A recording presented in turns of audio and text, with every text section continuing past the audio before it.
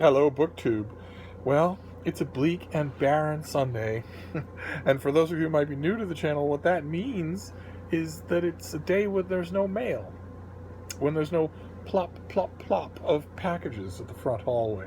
And I have to make do on my own without free stuff from publishers. And I thought I'd console myself with a tag, uh, as I usually do. And I found a tag online. I, of course, wasn't tagged. Nobody ever tags me in anything because I smell. But I found a tag that has two different iterations. And it's been such a busy, a fun, busy week. It's the first week in the last 3 weeks when I have felt the beginnings of normality return to my heart, to my emotions. Right? It's like the Wizard of Oz. It's the first time where I started to feel color start to return. And I had a visit from an old friend, and I've had visits from new friends, and I've done a ton of good reading, and I've had a lot of good interactions with editors, and I've also got a ton of books. So to compensate, I thought I would do both iterations of this tag. It's the Sisterhood of the World book tag. Let's see here. The first iteration I found was the thing was created by Allie at Hardback Hoarder, and I think this is her adaptation of the tag, which is let's see here, 10 questions. Starting with number 1, what's your favorite song? And pick a book that relates to it. I don't really have a single favorite song, but a strong contender would be an old Irish ballad called Farewell But Whenever. And a book that relates to it would be any piece of 20th century Irish fiction. It's not exactly a bucket of rainbows. Question number 2, give a gay book recommendation. For this, I'm going to pick one that I mentioned on this channel before. I praised it. I will continue to praise it. It's Two Boys Kissing by David Levithan, which is the story of a fairly typical multiple cast high school romance thing in which there are gay relationships.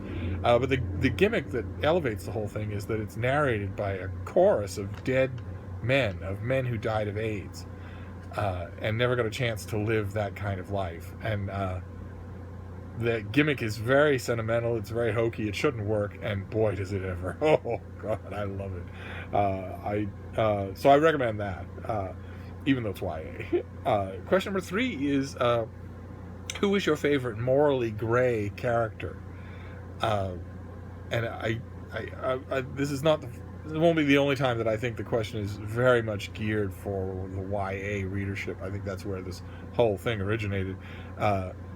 Morally gray characters, what are fairly more complex and thick on the ground in adult fiction than they are in YA fiction, where the morally gray character isn't morally gray. He's just lacking in manners. He ends up sacrificing everything for the girl at the end of the book anyway.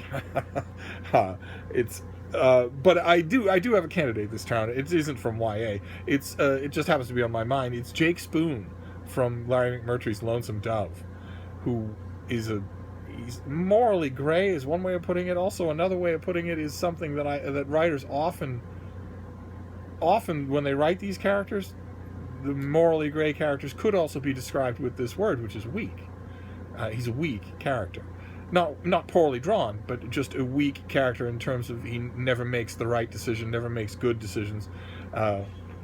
He's interesting, though. Very interesting the way he's done in the book. You can't hate him, but you can't like him either. Question number 4 is biggest pet peeve with books. And we have to, maybe we don't, but I would have to differentiate. What kind of books are you talking about? Electronic books here or paper printed books? If it's paper printed books, the list of my pet peeves is very long. They snap closed. If you're not forcing them open, they snap closed, and you have to hunt for your place. They rot. They yellow. They gather dust. If it's electronic books, it's a pet peeve that I've mentioned on this channel before. It bothers me very much, and it's the electronic ownership right. You don't own your electronic books, and that bothers me. There ought to be a better way to do that, to give you full ownership, especially over something you buy. You should be able to transfer it. You should be able to mutilate it. You should be able to resell it. Same thing is with printed books. You should have all the benefits of full ownership. And that bugs me about electronic books. But that's one of very few pet peeves about electronic books. They are simply superior. Let's see here. Question number 5 is, what is your favorite poem? And if we're going to go with a short poem here, then it would probably be Ulysses by Alfred Lord Tennyson, which I will spare you a recitation on the spot. Question number 6 is the last book you DNF'd and why?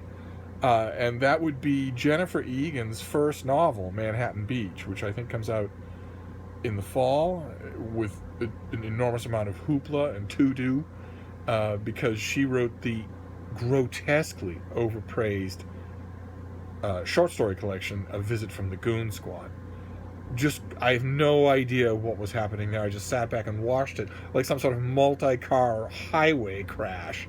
And this book is going to get her the whole world's worth of attention because of that. And I went into it sort of thinking, okay, well, I can't hold you responsible for the critical overreaction to your last book. So I'm going to go into this with an open mind, and maybe, who knows, you've wanted to write this novel a lot longer than you wanted to do anything else. I will give it a fair shake. And I got about 100 pages in, and I just found it unreadably awful. Just unreadably gimmicky and manipulative. I will go back and finish it. Much as I might deplore a phenomenon like A Visit from the Goon Squad, I can't discount what it does to the reading landscape. Once that happens, it happens, and you just have to deal with it. If you're just a crackpot, if you say, well, no, I'm not going to deal with it now. Once Tom Clancy's Hunt for Red October sells 2 million copies, if you're my kind of reader, if the kind of reader that I am, you have to pay attention to Tom Clancy from then on out. It's just the way it goes. So I have to read the book, and I have to finish it. I have to know what's in it, but not for a while, I think. Question number 7: what does a 5-star book have to have for you? 5-star here, I'm assuming, is referring to Goodreads. I don't have a star rating system for books, and I don't like to use other people's rating systems for books, and I don't think any of you should. I would very much like it if Goodreads, especially this massively influential site, this locus for all kinds of readers, that dedicates itself to a love of the written word, I'd very much like it if Goodreads would eliminate star rating systems, so that if you look up a book on Goodreads and you want to know what your friends on Goodreads, the people whose opinions you respect enough to want to add them to your friends list in Goodreads, if you want to know what they thought of that book, you have to read what they thought about that book instead of glancing at stars. It drives me nuts.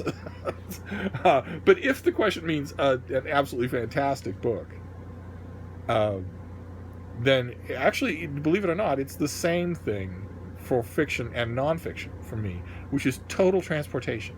I need to be totally transported into the book. You've seen on this channel when I open a package and I get a new book, nonfiction or fiction, and I read the pub sheet and I start to read a little of the book. Sometimes I'll do that. In fact, a lot of you have said you like it when I do that, when I insta-judge the prose of a book.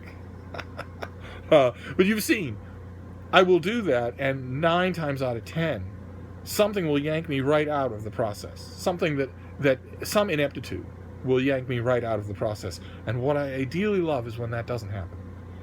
Whether it's a work of nonfiction, a work of history, a work of biography, or whether it's fiction. I dearly love it when that doesn't happen.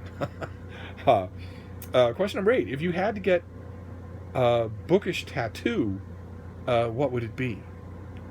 Well, I would assume this would be fairly obvious, of course. It would be the face of Ben Sanders. Question number 9. If you had to pick one book to read forever, what would it be? It's another indication of the YA origin of this tag. YA questionnaires, BookTube and otherwise, have you ever noticed this? Often, the question that they ask in fun, day-glow color, it's summertime, get crazy tones, is actually proposing torture. And if you had to be trapped in a room forever, what would be your favorite candy? Something like that. And this is exactly what if you had to pick one book to read forever, what would it be in 5 days? I would hate it. So you're asking me to pick my method of torture? No thanks. No thanks. Let's just move on. Question number 10. Funko Pop, which I had to Google, asked you to design their newest line. What characters would you love to see made into Funko Pops? They are those little figurines with the bobbly heads. And the answer is obvious. BookTube. Wouldn't you want a whole shelf in your library of Funko Pops of BookTubers? Don't lie, you would. I certainly would. I'd put them right over there. And that's it. That is one iteration of the Sisterhood of the World book tag. And for this one, I tag the Sisterhood of my channel. I tag Olive at a Book Olive. I tag Elisa at Paper Bits. I tag Sue at Sue's Book Nook. I tag Jen at Today in Jen's Library. I tag. Let's see here. Who have I got? I don't want to miss anybody. Britt. Jess at Carter Scriptorium, Jennifer, and insert literary pun here, the usual suspects for this. But we're going to move right on. We're going to move right on to the second iteration of this tag, of the Sisterhood of the World book tag, which was done, I have it written down here, Jordan Larie's questions. These are Jordan Larie's questions. But they're substantially different, and I kind of like them, so I figure we'll do a back-to-back tag here. And question number 1 is, what is your favorite childhood book or series? And those of you who've been watching this channel from the gruesome beginning, 2,300 videos ago, will know that I didn't read as a child, so I don't have a favorite childhood series. Question number 2 is, talk about one character you can't stand and why. And this is another what I mentioned. This is very much a YA kind of phrasing, where you're meant to talk about the character as if they're someone you're going to meet in your high school cafeteria, as opposed to what, right? I mean, when you're reading, this of course refers to fiction, all these things refer to fiction. When you're reading fiction, one of the last things you should care about is whether or not you personally would want to be friends with the character, right? Or whether they personally would irritate you in a long car ride. Now, I think to avoid excess ranting, I should probably skip the question. So we'll move on to question number 3. Recommend a good graphic novel. I know I watched a bunch of these videos, and of course the fashionable thing to do on BookTube is to mention a graphic novel that is not superhero related. I don't understand that. I know it's a big field now, but for me, graphic novel will always be superheroes. And believe it or not, I'm going to recommend a Marvel title, not DC. It's Daredevil, and it's Born Again, the graphic novel Born Again, which is all about delving into his past, and there's a raucously violent larger plot involving both the mob and a renegade U.S. soldier who's been genetically modified. And it's fantastic. It's just fantastic. It's written by Frank Miller, and it's drawn by David Mazzucchelli. And the combination is incredible. You will be cheering for some of the heroes in this book, and not all of them are superheroes, and you will be on the edge of your seat the whole time. It really is cinematically effective. So I highly recommend it, and it's everywhere. It's been reprinted many times. Fans love it, so you can find it. And if you can't find it, you know the drill. Let me know, and I'll get you a copy. Let's see here. Question number 4: fantasy or contemporary? Again, the question might as well say fantasy or contemporary YA fiction. It certainly doesn't refer to nonfiction, and it certainly doesn't refer to adult fiction. Fantasy or contemporary? Who's going to make that call? What conscientiously reading, industriously reading adult is going to say, well, I love fantasy novels so much that I'm going to ignore The Goldfinch or A Little Death or A Little Life. Who's going to do that? I'm not going to do it. So I don't actually, fantasy or contemporary, I don't actually have a favorite. It depends on the book. Question number 5. Name your favorite male lead in a book. Again, books don't have male leads, first of all. Your favorite binge-watching Netflix series does. Books don't have male leads. They have male characters.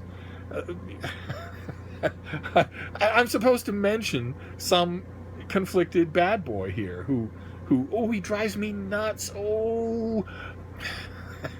let's just move on. Question number 6: do you participate in readathons?